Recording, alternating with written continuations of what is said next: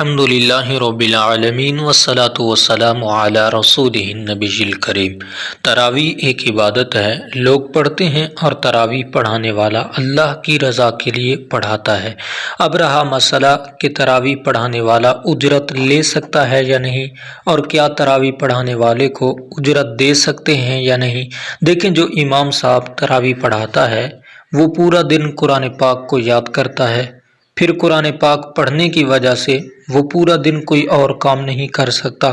اب تراویح پڑھانے والے کو چاہیے کہ وہ خالص اللہ تعالیٰ کی رضا کے لیے تراویح پڑھائے، اور اس کے پیچھے پڑھنے والوں کو چاہیے کہ وہ امام صاحب کی خدمت کریں، ہدیہ دیں، اور زیادہ سے زیادہ دینا چاہیے۔ اب جو لوگ کہتے ہیں کہ امام صاحب کو ہدیے نہیں دینے چاہیے، ان سے میری ریکویسٹ ہے کہ وہ خود قرآن پاک یاد کر کے تراویح کیوں نہیں پڑھا لیتے، اور اپنے بچوں کو قرآن پاک یاد کروا کے وہ تراویح کیوں نہیں پڑھا لیتے۔ اور وہ پورا دن تجارت کرتے ہیں، پورا دن ملازمت کرتے ہیں، اور حافظ صاحب پورا دن قرآن پاک پڑھتا ہے، اور نہ ہی وہ کوئی ملازمت کر سکتا ہے، نہ ہی کوئی اور کام کر سکتا ہے۔ تو جب قرآن پاک کو یاد کرتا رہتا ہے، پھر رات کو جب قرآن پاک سناتا ہے، کوئی اس کو غلطی آ جائے تو پھر لوگوں کی باتیں سنتا ہے، تو لہٰذا امام کے پیچھے والوں کو چاہیے کہ امام کی خدمت کریں۔ ہم خود ذرا سوچیں کہ ہم جب گھر جانے لگیں، عید آئے تو ہم نے شاپنگ کرنی ہوتی ہے، اپنے لیے، بچوں کے لیے نیا لباس خریدنا ہے، نئے جوتے خریدنے ہیں، تو ضروریات ہر کسی کی ہوتی ہیں۔ تو امام صاحب جب مہینے کے بعد گھر جائے تو کیا وہ جوتے خرید کے نہیں جائے گا؟ کیا اس نے کپڑے نہیں خریدنے؟ کیا اس نے دیگر اشیاء بچوں کے لیے نہیں خریدنی؟ کیا اس کے لیے عید نہیں ہے، اس کا گھر نہیں ہے، اس کے بیوی بچے نہیں ہیں؟ تو سامعین کرام، یہ ہم لوگوں کو سوچنا چاہیے۔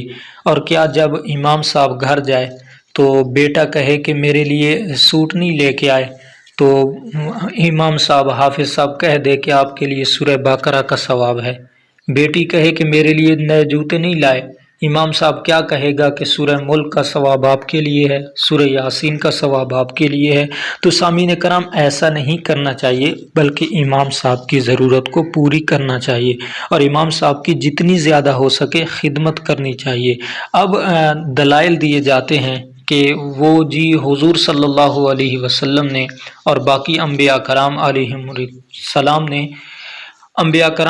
السلام نے، جب دین اسلام کی تبلیغ دی، واضح و نصیحت دی، تو اس وقت کوئی فدیہ، کوئی ہدیہ نہیں لیا۔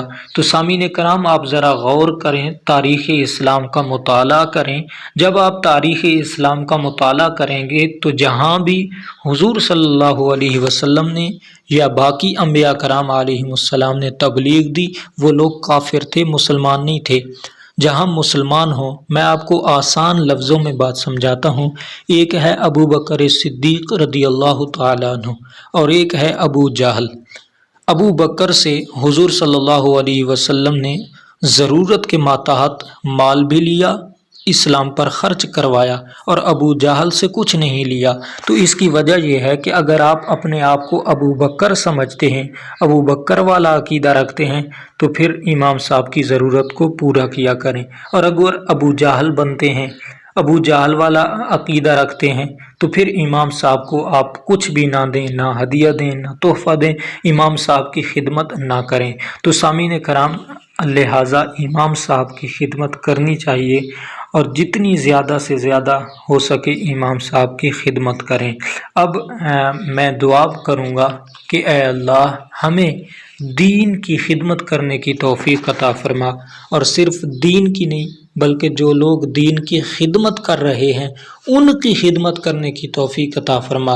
اور آپ بھی اکثر جب بھی دعا مانگیں، صرف یہ دعا نہ مانگیں کہ اے اللہ ہمیں دین کی خدمت کرنے کی توفیق عطا فرما، بلکہ ساتھ یہ دعا مانگیں کہ اے اللہ ہمیں دین کی خدمت کرنے والوں کی خدمت کرنے کی توفیق عطا فرما، اور دین کی خدمت کرنے والوں کی خدمت ہماری اپنی بارگاہ میں قبول و منظور فرما۔ اللہ تعالیٰ سے دعا ہے کہ اللہ تعالیٰ ہمیں دین کی خدمت کرنے کی توفیق دے، اور دین کی خدمت کرنے والوں کی خدمت کرنے کی توفیق دے، اور دین کی خدمت کرنے والوں کی خدمت اپنی بارگاہ میں قبول اور منظور فرمائے۔